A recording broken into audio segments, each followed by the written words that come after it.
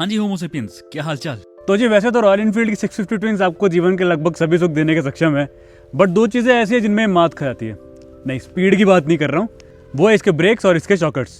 And अब जब बात ब्रेक्स की कर ही रहे हैं तो रेयर ब्रेक्स का तो वैसे मुझे अभी कुछ अपग्रेड अभी तक पता चला नहीं है, बट हाँ फ्रंट ब्रेक्स की परफॉर्मेंस तो काफ़ी हद तक इंप्रूव कर सकते हो अगर तुम एक रेडियल ब्रेक को इंस्टॉल कर लो अपनी बाइक पे। तो नॉर्मली जो अपने ओरिजिनल आते हैं इसमें वो एक्सियल ब्रेक होते हैं, जिसका डिफरेंस मैं तुम्हें अभी थोड़ी देर आगे जाके बताऊंगा। तो इसलिए आज की इस वीडियो कथा में हम जानने वाले हैं कि क्या एक रेडियल ब्रेक लगाने से आपको सच में इंप्रूवमेंट मिलती है। एंड क्योंकि मैं रेडियल ब्रेक्स अपनी बाइक के लिए ला ही रहा था तो मैंने साथ ही साथ अपनी बाइक का क्लच सिस्टम भी एक हाइड्रोलिक सिस्टम में अपग्रेड कर दिया है, तो उसको भी देखते हैं कि क्या उससे कुछ फायदा हो रहा है भी है या नहीं। और इन क्लच और ब्रेक्स के साथ हम बहुत सारे तरह के कॉम्बिनेशन बना सकते हैं और मार्केट में बहुत सारे तरह के कॉम्बिनेशन मिलते भी है। एंड इसके रिगार्डिंग मुझे भी थोड़ी कन्फ्यूजन थी स्टार्टिंग में, बट आज उन सब चीज़ों को डिस्कस करेंगे एंड कोशिश करेंगे तुम्हारी वो कन्फ्यूजन भी दूर हो जाए। अब देखो मार्केट में तुम्हें क्या क्या मिलने वाला है इस चीज़ से मिलता जुलता। वैसे तो इसमें बहुत सारे ऑप्शंस अवेलेबल हैं, तुम RCB के लिए आ सकते हो, तुम निसिन के ब्रेक्स के लिए आ सकते हो, बट ये मैं इसके लिए इसलिए किया क्योंकि ये सबसे सस्ते हैं। एंड हाँ, इंडिया में हो तो तुम्हें पता है, तुम चाहते हो कि मैं सबसे सस्ते वाले का पहले रिव्यू करूँ। तो जी ये है अपने ब्रेम्बो के, पायरेटेड ब्रेम्बो के अपने hydraulic brake and clutch system. देखो वैसे तो ये आपके ओरिजिनल जो आपके ब्रेम्बो हैं वो तो काफ़ी प्रीमियम क्वालिटी के आते हैं, वैसे नहीं है, बट हाँ स्टॉक से थोड़े बेटर काम करते हैं ये।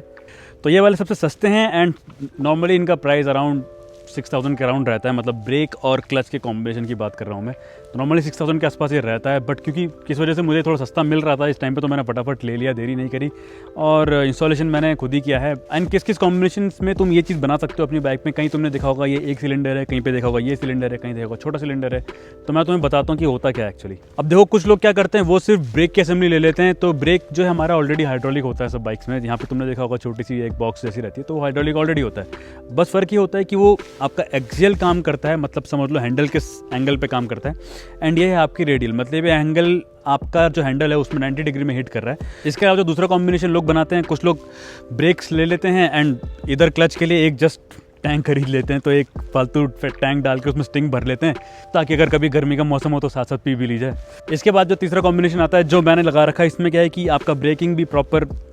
चेंज हुई है रेडियल में, प्लस हमारा स्टॉक क्लच का सिस्टम रहता है वो कॉन्टिनेंटल GT इंटरसेप्टर्स में आपका वायर्ड होता है, मतलब तार जाती है, तार से आपका क्लच खिंचता है इधर नीचे इंजन में। बट यहाँ पे जो मैंने सिस्टम लगाया ये हाइड्रोलिक है, मतलब जैसा का ब्रेक काम कर रहा है सेम उसी तरीके से ये अब ये क्लच काम करने वाला है। एक पाइप यहाँ से निकल के जाता है नीचे आपके क्लच के पास एंड हाइड्रोलिक ऑयल्स के जरिए वो आपका क्लच पुल करता है। तो वीडियो में जो आगे जा रहे हैं तो फटाफट उससे पहले तुम्हें बता देता हूँ कि एक वायर्ड क्लच सिस्टम और एक हाइड्रोलिक क्लच सिस्टम में क्या डिफरेंस होने वाला है। तो जैसे मैंने बताया था कि वायर्ड में क्या होता है, जैसे हम लीवर पुल करते हैं वो तार खिंचती है, बट हाइड्रोलिक के केस में क्या होता है कि जो हमारा फ्यूल का कैन है यहाँ से ऑयल का प्रेशर बनता है, दो सिलेंडर हमारे यहाँ पे चलते हैं, एक सिलेंडर ऊपर चलता है, एक सिलेंडर नीचे चलता है, तो यहाँ से प्रेशर बनता है ऊपर के सिलेंडर से जो नीचे के सिलेंडर में एक्ट करता है एंड नीचे का सिलेंडर उस प्रेशर की वजह से हमारे क्लच को पुल करता है। इसके अलावा जो हमारी नॉर्मल बाइक्स आती है 600 सीसी से नीचे की, इवन 600 सीसी तक की बाइक्स में हम नॉर्मली वायर्ड क्लच को ही देखते हैं क्योंकि वो थोड़े चीप होते हैं, उनका मेंटेनेंस थोड़ा चीप हो जाता है। हाँ ये क्लच वाले थोड़े कॉस्टली रहते हैं, बट हाँ परफॉर्मेंस के लिए अगर आपको जाना है, अच्छी परफॉर्मेंस चाहिए, फटाफट क्लच पुल करना है,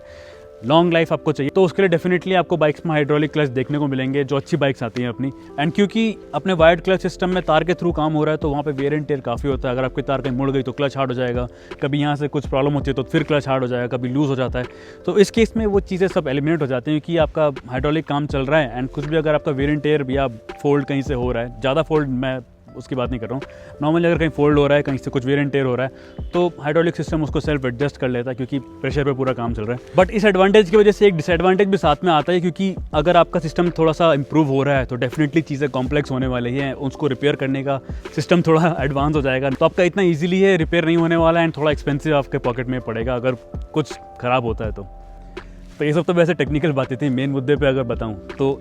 लोग इसको जनरली इसलिए लगाते हैं कि ये आपका थोड़ा सॉफ्ट फील करता है। तो अब देखते हैं कि इंस्टॉलेशन के बाद कॉन्टिनेंटल GT के ऊपर एक हाइड्रोलिक क्लच कामयाब है, मतलब सॉफ्ट फील कर रहा है या नहीं, या क्लचिंग प्रॉपर हो रही है कि नहीं। तो यार देखो वैसे तो मैं तुम्हें कभी फोर्स नहीं करता कि तुम मेरी कोई वीडियो लाइक करो या सब्सक्राइब करो, बट देखो इस वीडियो में एक्चुअली बहुत ज़्यादा मशक्क़त लगी है एंड मैं जनरली चाहता हूँ कि ये टॉपिक की वीडियो थोड़ी और जनता तक पहुँचे, क्योंकि अगर तुम इस वीडियो पे लाइक छोड़ोगे तो YouTube क्या करेगा, वो 2-3 और लोगों को वीडियो और रिकमेंड करेगा, भले ही वो चाहे 650 ट्विंस के बंदे हो या ना हो। बाकी बाइक्स वालों को भी इस चीज़ में काफ़ी क्यूरियोसिटी रहती है कि यार ये चीज़ कहाँ मिलती है, कैसी लगती है, देखने में तो बहुत अलग सी आपका लुक दे ही देता है बाइक को, परफॉर्मेंस में कुछ डिफरेंस है या नहीं है। अब वो चाहे आपके KTM वाले बंदे हों, आपके R15 वाले बंदे हों, आपके Apache 310 वाले बंदे हों, तो मैं जनरली चाहता हूँ कि वीडियो सब तक पहुँचे, तो इसलिए मैं इस वीडियो में 400 लाइक का टारगेट रखता हूँ तुम्हारे लिए। अब क्योंकि देखो मैं ट्राई करता हूँ कि इस तरह के छोटे मोटे जो मॉड्स होते हैं मैं अपनी बाइक में ट्राई करता हूँ, खुद ही कोशिश करके लगा ली जाए, भले ही टाइम थोड़ा ज़्यादा लग जाए। तो इसलिए ब्रेक एंड क्लच की असेंबली मैंने खुद ही लगाई है एंड इसकी मैंने प्रॉपर वीडियो भी बना रखी है। अगर तुम लोग सोच रहे हो लगाने का या तुम्हारा विचार है लगाने का आगे कभी, तो नीचे कमेंट कर देना इंस्टॉलेशन एंड मैं वो वीडियोस भी डाल दूंगा एंड मैं उनको 2 पार्ट्स में डालूंगा क्योंकि नहीं तो वीडियो थोड़ी ज़्यादा लंबी हो जाएगी।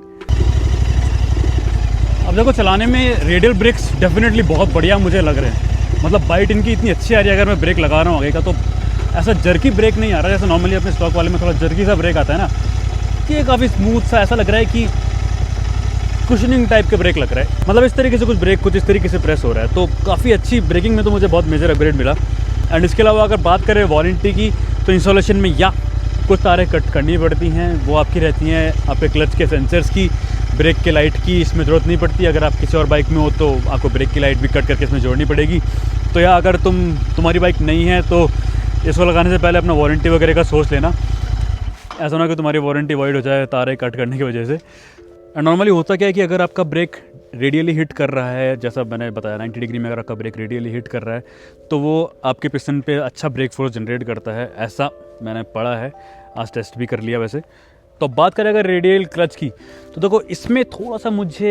एक्सपेक्टेशन से नीचे परफॉर्मेंस मिली है। पक्का रीज़न मुझे अभी तक पता नहीं चला है, क्योंकि जहाँ तक मुझे सुनने को मिला था जिस वजह से मैंने लगाया था, तो मुझे क्या चीज़ पता थी कि ये काफ़ी सॉफ्ट कर देते हैं चीज़ों को, ये आपका लीवर बहुत सॉफ्ट हो जाएगा अगर आप हाइड्रोलिक क्लच के लिए जा रहे हो। बट यहाँ पे ऐसा कुछ ज़्यादा सॉफ्टनेस आई नहीं है, क्लच थोड़ा हार्ड ही चल रहा है। मुझे ऐसा लग रहा है मे बी शायद मैंने लगाया क्योंकि इंस्टॉलेशन मैंने करी है खुद, तो मे बी शायद थोड़ी सी यहाँ पे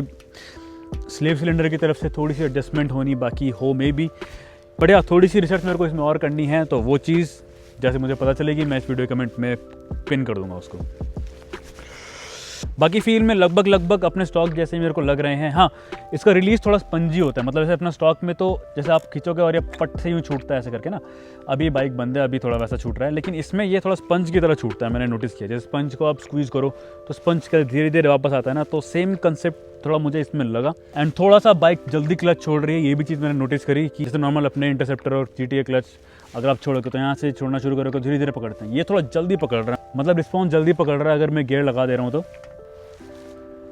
यार देखो, अगर तुम सोच रहे हो कि ये सिर्फ एक परफॉर्मेंस का ही मॉड है तो नहीं, मुझे अभी तक जितना 3-4 दिन से मैं चला रहा हूँ मुझे ऐसा लग रहा है कि यार परफॉर्मेंस में भी थोड़ा सा डिफरेंस आया है, ब्रेकिंग में भी एंड क्लचिंग में भी थोड़ा सा आया है। थोड़ा सा रिसर्च इसमें पेंडिंग है मेरी साइड से, तो देखते हैं आने वाली वीडियोज़ में कैसा आता है। एंड या इंस्टॉलेशन की वीडियो डालूँ ना डालूँ